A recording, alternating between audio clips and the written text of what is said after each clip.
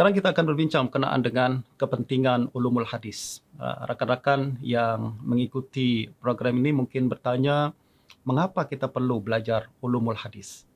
Ada beberapa perkara yang berkaitan dengan kepentingan ilmu ini. Yang pertama adalah ilmu ini kalau kita pelajari dengan sebenar-benarnya, dia akan memberikan kita kemahiran untuk membezakan mana hadis yang betul berasal daripada Nabi dan mana hadis yang tidak berasal daripada Nabi tapi dikatakan berasal daripada Nabi sallallahu alaihi wasallam. Dan perkara ini sering berlaku di mana banyak orang di luar sana yang mengatakan ini hadis Nabi padahal dia sebenarnya bukan hadis Nabi. Dan ilmul hadis, salah satu faedah atau manfaat utama yang akan kita dapatkan selepas mempelajari ilmu ini adalah kita memiliki kemahiran, paling kurang memiliki kemampuan untuk memastikan sama ada hadis tersebut berasal daripada Nabi ataukah dia tidak berasal daripada Nabi sallallahu alaihi wasallam.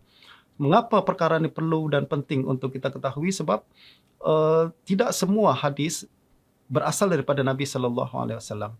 Ada sebuah hadis yang mungkin dikatakan berasal daripada Nabi padahal dia ucapan seorang tabi'in atau dia ucapan seorang ulama atau dia ucapan seorang manusia yang lain.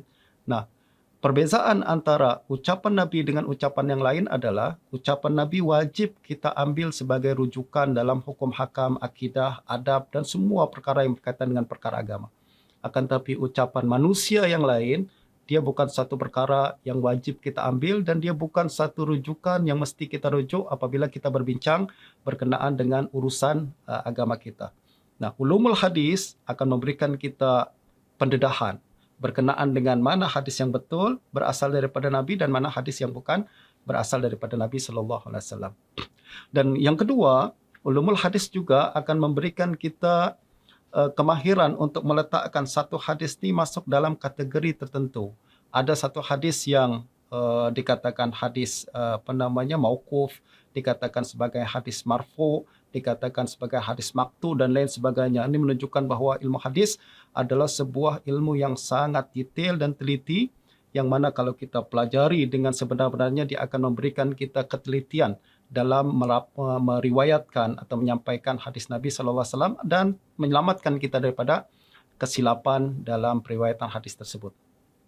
Yang berikutnya, ulumul hadis juga akan memberikan kita kemampuan untuk membezakan mana hadis yang boleh dijadikan dalil dan mana hadis yang tidak boleh dijadikan dalil. Mana hadis yang boleh dijadikan pegangan dan mana hadis yang tidak boleh dijadikan pegangan.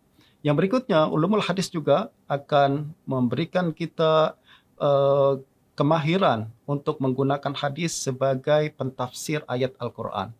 Jadi, setiap ayat Al-Quran yang kita baca, dia akan memberikan kita makna tertentu yang akan ditentukan oleh hadis bagaimana cara mentafsirkan ayat tersebut sebagaimana kehendak agama kita dengan sebaik-baiknya. Dan yang terakhir, ulumul hadis juga dapat memberikan kita kefahaman yang tepat berkenaan dengan maksud hadis tersebut. Kadang sebuah hadis sahih akan tapi kefahaman kita berkenaan hadis tersebut tidak sahih. Kadang hadisnya betul akan tapi kefahaman kita berkenaan dengan hadis itu yang kurang betul. Nah, dengan mempelajari ilmu hadis, kita akan mengetahui bagaimana memastikan sebuah hadis itu betul daripada Nabi, yang pada masa yang sama kita juga dapat memastikan kefahaman kita berkenaan dengan hadis tersebut juga betul seperti mana kehendak baginda Nabi sallallahu alaihi wasallam.